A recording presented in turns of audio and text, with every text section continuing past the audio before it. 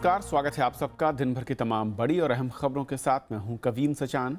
शुरुआत हेडलाइन से। भारत जापान के बीच ऐतिहासिक असैन्य परमाणु करार, गैर एनपीटी देश से पहली बार समझौता, प्रधानमंत्री का खुली अर्थव्यवस्था बनाने का भरोसा।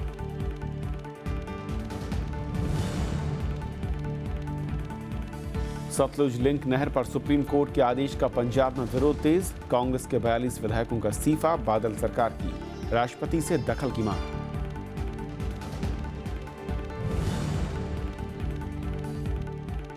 हाईकोर्ट में जजों की नियुक्ति के लिए केंद्र से 34 नामों को मंजूरी, पुनर्विचार के लिए 43 नाम लौटाए सुप्रीम कोर्ट। कॉलेजियम की 15 नवंबर को होगी बैठक। दो दिनों से बंद एटीएम आज से शुरू, लेकिन पैसे न होने से लोगों में गुस्सा। 10,000 से ज्यादा रेल टिकट का रिफंड खातों में।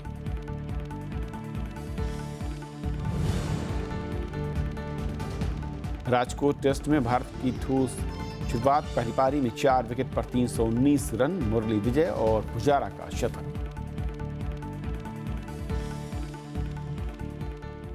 और आइए देखते हैं पहली खबर।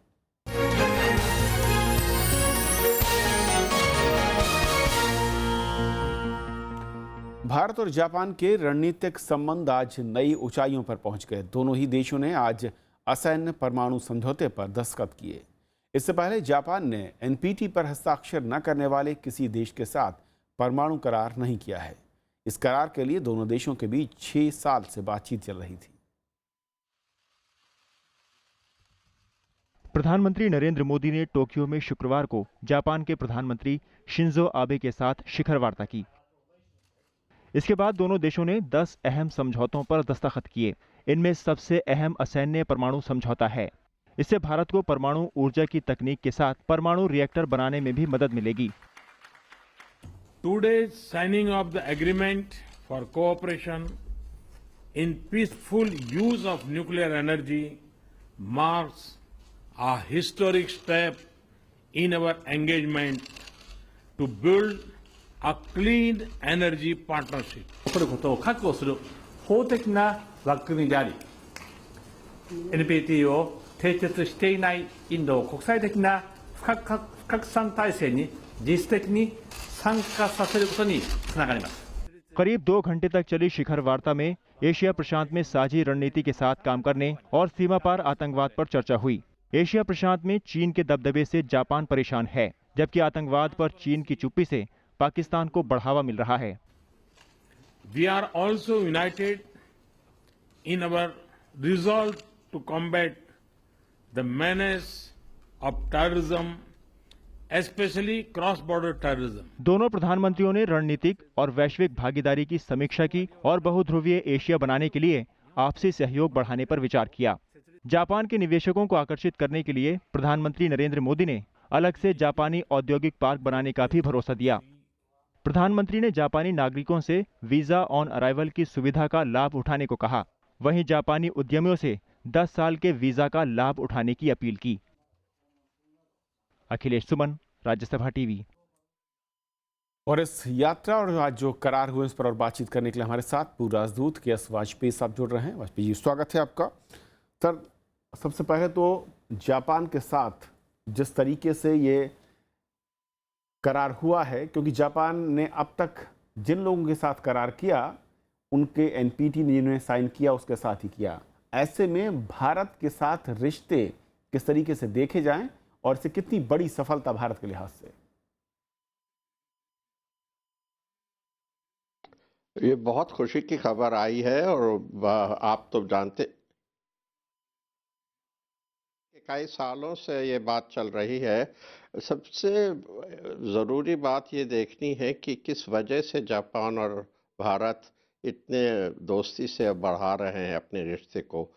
ये बात सिर्फ चीन की वजह से नहीं है। चीन की जो इरादे हैं उनसे दोनों कुछ परेशान और घबराए हुए हैं, मगर सबसे ज़्यादा ज़रूरी है कि दोनों की इकोनॉमीज़ कोशिश कर रही हैं कि बढ़ने को एक दूसरे की मदद से, क्योंकि जापान को मार्केट्स चाहिए, हम लोगों को इन्वेस्टमेंट चाहिए, टेक्नोलॉजी चाहिए, तो इसलिए एक जिसको कहते हैं मैच मेड इन हेवन जी। हो सकता है, मगर दोनों देशों में कई रुकावटें अभी तक थीं और वो दोनों मिल के वो हटाने की कोशिश कर रहे हैं।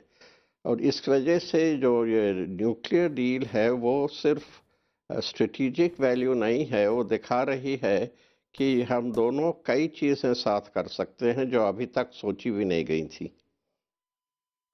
तो वाजपेयी साहब, क्योंकि जिस तरीके से चीन का रिएक्शन हेलो। आया था इस यात्रा की शुरुआत से ही, जो चीन की ओर से जो आधिकारिक उनका मीडिया है उसकी ओर से जो खबर आई कि भारत बैलेंसिंग एक्ट जो करना चाह रहा है उससे नुकसान होगा, बीजिंग और नई दिल्ली की दूरी बढ़ेगी, क्या वाकई ये बड़े खतरे के तौर पर देखा जा रहा है भारत और जापान के रिश्तों को?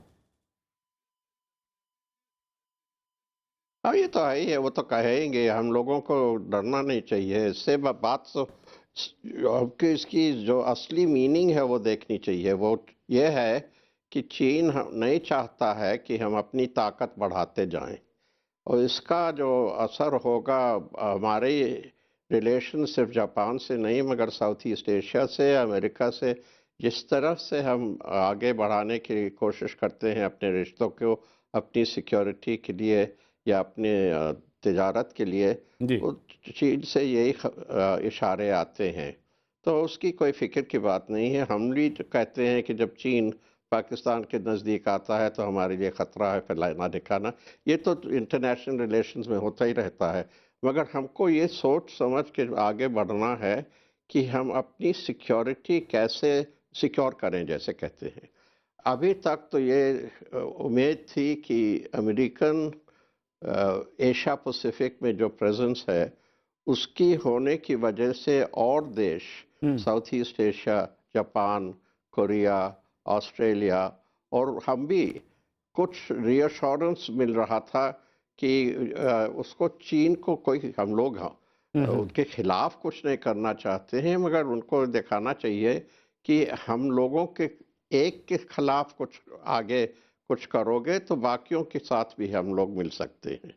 इसलिए ये जो बैलेंसिंग तो हम लोगों को करनी ही पड़ेगी। और सर, इसके अलावा मैं कहूँ कि जिस तरीके से ईज आउट करने की कोशिश हो रही है दोनों ही कंट्रीज़ के बीच में, मैं बिजनेस वीज़ा की बात करूँ उसको 10 साल इंडिया ने बढ़ा दिया। इसके अलावा जापान से जो लोग आ रहे थे उनको वीज़ा सुविधा और आसान कर दी। इस साथ ही साथ निवेश को लेकर या फिर इंफ्रास्ट्रक्चर सेक्टर को लेकर मैं कहूँ कि एक नई तरीके की दोस्ती और नए समझौते हो रहे हैं।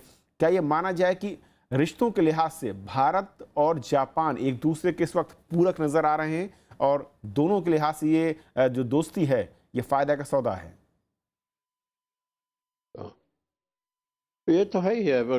कई चीज़ें अभी और भी करनी है। देखिए, वो भी डरे हैं कि हम लोग वीज़ा में बहुत दिक्कतें पहुंच जाते हैं। हम लोग चाहते हैं कि वो भी अपनी वीज़ा, ये जो इमिग्रेशन का जो डर बढ़ गया है सारे मुल्क में, सारे दुनिया में, जी। उसकी वजह से सब सरकार बड़े टाइटली कंट्रोल करते हैं वीज़ा। इसके लिए कई इनोसेंट लोगों को दिक्कतें होती हैं, और इससे लोग को, जो हम लोग कहते हैं कि पीपल टू पीपल रिलेशंस बढ़ाना चाहिए, मगर जब तक वीज़ा नहीं आसान से मिलेगा तो कैसे बढ़ सकते हैं।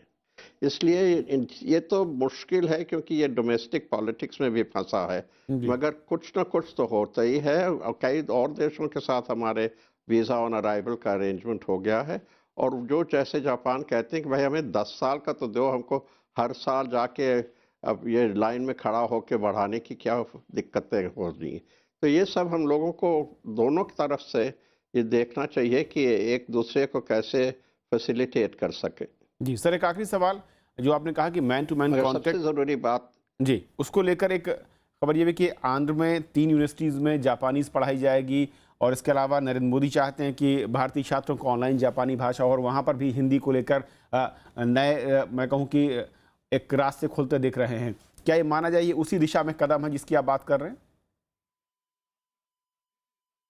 ये सिंबॉलिक व्यूज़ हैं। सच बताएं, आप तो जानते हैं हमारे देशों में पढ़ने की क्या हालत है, और अगर जो हम लोग जापानी सिखाने लगे और वो हिंदी और संस्कृत वगैरह का तो बहुत उनका पुराना ट्रेडिशन है, तो इसलिए बहुत अच्छी बात है, मगर ये ज़्यादातर सिंबॉलिक इशारे हैं। इसका कोई ख़ास फ़र्क ऑन द ग्राउंड जिसको कहते हैं नहीं हो सकता। चलिए, बहुत बहुत शुक्रिया सर, इस अहम मसले पर आपने वक्त दिया, हमारे साथ जुड़े। और ये थी हमारी पहली खबर। छोटा सा ब्रेक और ब्रेक के उस पार दिन भर की दूसरी बड़ी खबरें।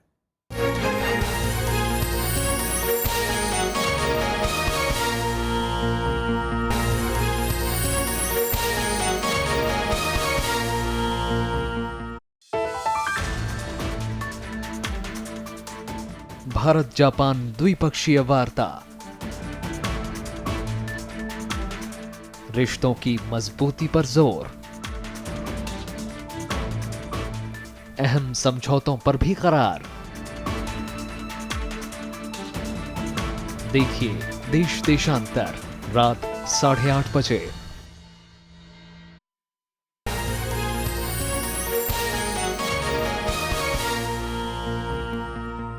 भारत ने सिंधु जल समझौते के तहत किशनगंगा और रतले बिजली परियोजनाओं से जुड़े विवाद में विश्व बैंक के फैसले को मानने से इनकार कर दिया है। भारत का कहना है कि करार के तहत एक बार में एक ही प्रक्रिया शुरू की जा सकती है, जबकि विश्व बैंक ने एक साथ ही तटस्थ विशेषज्ञ नियुक्त करने और पंचायत गठित करने का फैसला किया है। भारत ने सिंधु जल समझौते के तहत किशनगंगा और रतले बिजली परियोजनाओं से जुड़ा विवाद सुलझाने के लिए विश्व बैंक के फॉर्मूले पर कड़ी प्रतिक्रिया दी है। भारत ने पाकिस्तान के साथ विवाद सुलझाने के लिए तटस्थ विशेषज्ञ नियुक्त करने की मांग की थी। जवाब में पाकिस्तान ने पंचायत गठित करने को कहा था। विश्व बैंक ने दोनों की मांगें मान ली और पंचायत भी बना दिया। भारत की दलील है कि करार के तहत दोनों प्रक्रियाएं एक साथ शुरू नहीं की जा सकती। विदेश मंत्रालय ने कहा कि पाकिस्तान की आपत्तियां तकनीकी हैं। अगर तटस्थ विशेषज्ञ राय देता है कि आपत्तियां दूसरी तरह की भी हैं, तो बाद में पंचायत गठित किया जा सकता था। इसलिए भारत इस फैसले को नहीं मानेगा। उसका मैक्सिमम रोल हो सकती है मध्यस्थ करने के लिए, परंतु जब वो दोनों पार्टीज तैयार होते हैं। पर ये एक तरफा कहें कि नहीं बहुत 1960 में हमने ये किया तो आज भी हम करेंगे, ये तो मैं भारत सरकार का स्टैंड को पूर्ण रूप से सपोर्ट करता हूँ। विश्व बैंक ने सिंधु जल संधि का मामला सुलझाने के लिए भारत और पाकिस्तान से मध्यस्थता पर सहमत होने के लिए भी कहा है। जम्मू कश्मीर में भारत किशनगंगा और रतले में जल विद्युत संयंत्र लगा रहा है। इसे रोकने के लिए पाकिस्तान नए हथकंडे अपना रहा है। भारत और पाकिस्तान के बीच 1960 में ये समझौता हुआ था। इस करार पर तत्कालीन प्रधानमंत्री जवाहरलाल नेहरू और पाकिस्तान के प्रधानमंत्री अयूब खान ने दस्तखत किए थे। समझौते के तहत 6 नदियों का पानी दोनों देशों को मिलता है। इनमें झेलम, रावी, सिंधु, ब्यास, चेनाब और सतलज नदी शामिल है। अखिलेश सुमन, राज्यसभा टीवी। सतलुज यमुना लिंक नहर पर पंजाब में राजनीतिक भूचाल आ गया है। सुप्रीम कोर्ट के फैसले के बाद पंजाब सरकार जहां राष्ट्रपति से सुप्रीम कोर्ट की राय न मानने की गुहार लगा रही है, तो वहीं कांग्रेस के विधायकों ने आज विधानसभा से इस्तीफा सौंप दिया। उधर हरियाणा के राजनीतिक दलों का कहना है कि राज्य को उसका हक मिलना चाहिए। सतलुज यमुना लिंक नहर पर सुप्रीम कोर्ट के फैसले से हरियाणा और पंजाब के बीच विवाद बढ़ गया है। कांग्रेस और बीजेपी के नेता राज्य के हिसाब से अपना रुख तय कर रहे हैं। पंजाब में सरकार चला रही शिरोमणि अकाली दल अब राष्ट्रपति से सुप्रीम कोर्ट की राय नहीं मानने की गुहार लगाएगी। अभी पंजाब के असेंबली का सेशन हमने 16 को बुलाया है। उसके बाद हम हमारी कैबिनेट राष्ट्रपति जी को मिलेंगी कि उनको रिक्वेस्ट करेंगे कि ये जो एडवाइस है कोर्ट की वो एक्सेप्ट ना करें। तीसरी बात, हम पंजाब की रैली कर रहे हैं, यहाँ जनता की कोर्ट में लेके जाएंगे। पंजाब को जितना मिल रहा था उससे कम हो रहा है, तो इसका मतलब सीधा सीधा देश का बहुत बड़ा नुकसान हो रहा है, जिसको बचाने के लिए हमें ये जो है किसान को मजबूत करना हो और उसके लिए पानी चाहिए, और पानी इसीलिए हम किसी को भी देने की समर्था में नहीं। पंजाब कांग्रेस के सभी 42 विधायकों ने शुक्रवार को विधानसभा सचिव को इस्तीफे सौंप दिए। पार्टी ने अकाली बीजेपी सरकार पर पंजाब के हितों की अनदेखी का आरोप लगाया और आंदोलन करने का ऐलान किया। This decision is going to affect the lives of millions of our Punjabis, and therefore it is essential that before any decision is taken on the quantum of water, a tribunal must be set up to find out what is the water available. If there is no water, how can you distribute it? आम आदमी party Congress के साथ BJP और शिरोमणि अकाली दल पर राजनीति करने का आरोप लगा रही है। जब केंद्र में अकाली बीजेपी सरकार है, पंजाब में अकाली बीजेपी सरकार है, तो उनको चाहिए कि पंजाब के साथ न्याय कराए। यहाँ तक कि हरियाणा में बीजेपी की सरकार है।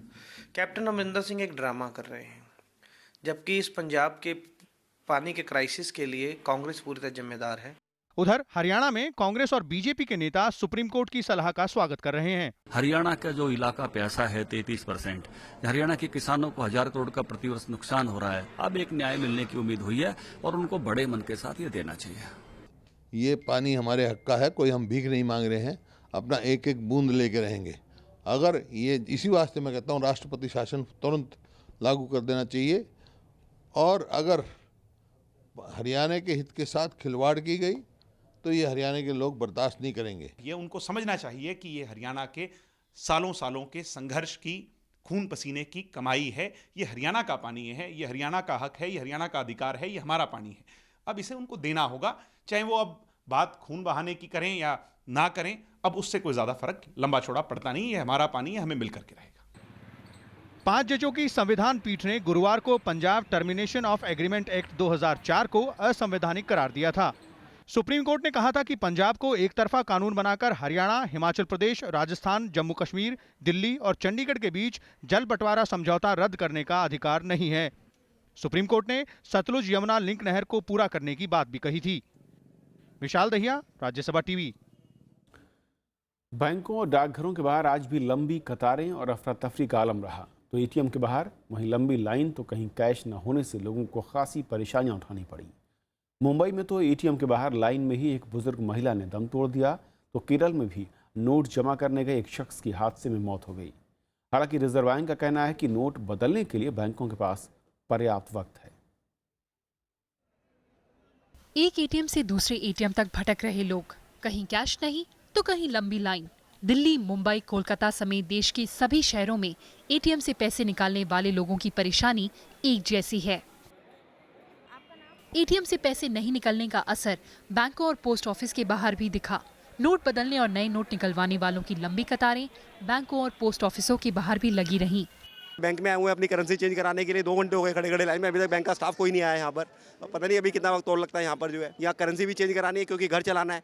कैश विड्रॉ नहीं हो रहा है, दिक्कत बहुत हो रहा है, जैसे डेली लाइफ का दिक्कत हो रहा है। लंबी लाइनों ने तो फिजी से घूमने आई विदेशी सैलानी रशीदा के भी आंसू निकाल दिए। ATMs are not working. We don't have cash and it's very hard for us. इस बीच कांग्रेस उपाध्यक्ष राहुल गांधी भी नोट बदलने के लिए SBI के संसद मार्ग ब्रांच पहुंचे। उन्होंने कहा कि प्रधानमंत्री नरेंद्र मोदी को जनता का दर्द समझ में नहीं आ रहा है। यहाँ पे सब गरीब लोग दिख रहे हैं। हमारा कहना है कि सरकार इनके लिए चलनी चाहिए, 15-20 लोगों के लिए नहीं चलनी चाहिए। अगर वो 15-20 लोग यहाँ नहीं खड़े हैं, उनको तो कोई कठिनाई नहीं हो रही ना, इनको कठिनाई हो रही है। यहाँ पे घंटों से लाइन में खड़े। भोपाल, हैदराबाद, बेंगलुरु में भी लंबी लाइनों से बचने के लिए शुक्रवार सुबह से ही लोग एटीएम पहुँचने लगे, लेकिन ज्यादातर लोगों को मायूस होना पड़ा। हम यहाँ से 2 किलोमीटर की रेंज में सारे एटीएम वो घूम के आ गए हैं, अभी तक हमको कोई भी एटीएम खुला हुआ नहीं मिला है। इस बीच छोटे नोट की कमी का सामना कर रहे रेलवे ने टिकट रद्द कराने पर कैश वापसी पर रोक लगा दी है और टिकट जमा करने की रसीद जारी कर रहा है। साथ ही 10,000 या उससे ज्यादा का रिफंड भी उपभोक्ता के बैंक खाते में ट्रांसफर किया जाएगा। इसमें कोई शक नहीं कि सरकार के इस फैसले से काले धन पर लगाम लगेगी, लेकिन जनता को इस तरह परेशान होते देख अब सवाल खड़े हो रहे हैं कि क्या बैंकों के दावे झूठे थे या सरकार ने बिना किसी ठोस तैयारी के ही ये फैसला ले लिया। कैमरा पर्सन नारायण के साथ अनु दीवान, राज्यसभा टीवी, दिल्ली। सरकार ने 600 से अधिक ज्वेलर्स से सोने और गहनों की बिक्री की रिपोर्ट मांगी है। ये ज्वेलर्स 25 शहरों में है। पुराने नोट बंद करने के फैसले के बाद यह कार्रवाई शुरू की गई है। आशंका है कि काले धन को छिपाने के लिए लोग सोना चांदी खरीद रहे हैं। पीटीआई के मुताबिक केंद्रीय एक्साइज खुफिया महानिदेशालय ने इन ज्वेलर्स को नोटिस भेजा है। वहीं 67 विदेशी मुद्रा डीलरों की भी जांच हो रही है। आशंका है कि इनके जरिए काले धन को सफ़ेद बनाने की कोशिश हो रही थी। आयकर विभाग ने बैंकों से कहा है कि वो 2.5 लाख रुपए से अधिक जमा करने वालों की जानकारी दे। पहले ये सीमा 10 लाख रुपए थी। कांग्रेस का कहना है कि नोट बंद करने का फैसला गरीबों को परेशान करने वाला है। कांग्रेस ने सरकार से जानबूझकर बैंकों का 500 करोड़ रुपए से ज़्यादा का कर्ज न चुकाने वालों की सूची जारी करने की मांग की। साथ ये भी पूछा कि पिछले 2 साल में किन किन औद्योगिक घरानों का 5,000 से लेकर 60,000 करोड़ तक रुपए का कर्ज कुछ शर्तों के साथ आसान बनाया गया या उनका काफ़ी बड़ा हिस्सा माफ़ किया गया। वहीं बीजेपी अध्यक्ष अमित शाह ने विपक्षी दलों के आरोपों को खारिज किया। उन्होंने कहा कि इस फैसले से कालाधन और नकली नोटों पर लगाम लगाने में मदद मिलेगी।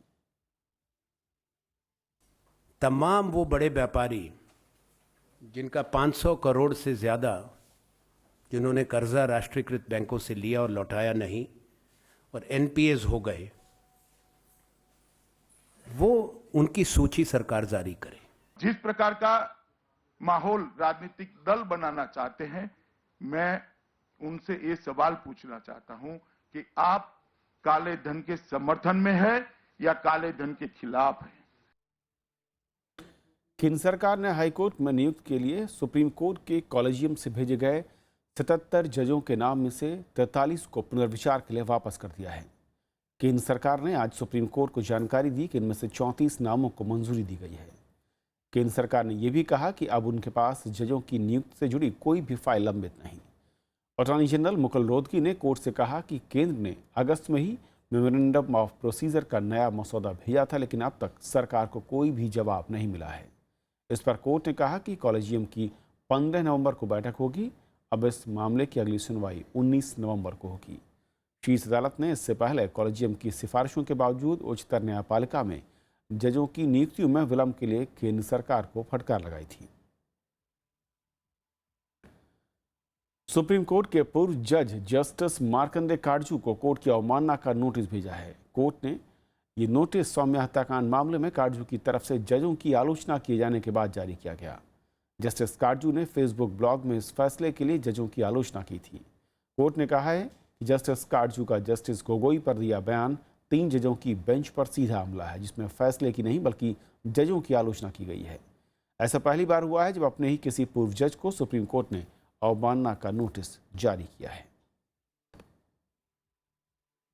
शेयर बाजार में आज जबरदस्त गिरावट देखने को मिली। सेंसेक्स और निफ्टी 2.5% तक लुढ़के और ये बीते 4.5 महीने का निचला स्तर है।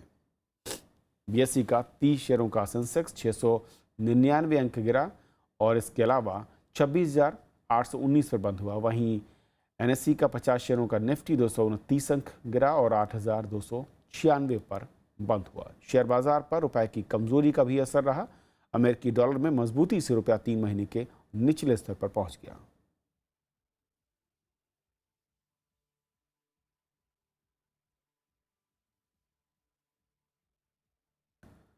राजकोट टेस्ट के तीसरे दिन भारत ने 4 विकेट पर 319 रन बना लिए हैं। टीम इंडिया पर अब भी पहली पारी में इंग्लैंड से 218 रन पीछे है। खेल खत्म होने तक कप्तान विराट कोहली 26 रन बनाकर क्रीज पर थे।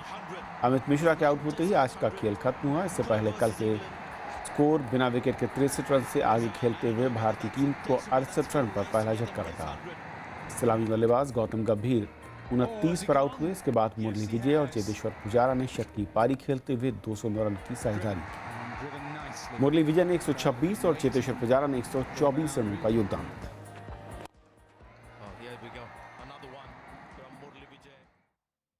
देश के पहले शिक्षा मंत्री और महान स्वतंत्रता सेनानी मौलाना अबुल कलाम आज़ाद की आज जयंती है। इसे राष्ट्रीय शिक्षा दिवस के तौर पर मनाया जा रहा है। उनके शिक्षा मंत्री रहते 1951 में अखिल भारतीय तकनीकी शिक्षा परिषद खड़गपुर की स्थापना की गई। देश भर में मौलाना अब्दुल कलाम आज़ाद की जयंती उनके सिद्धांतों को याद करके मनाया जा रहा है।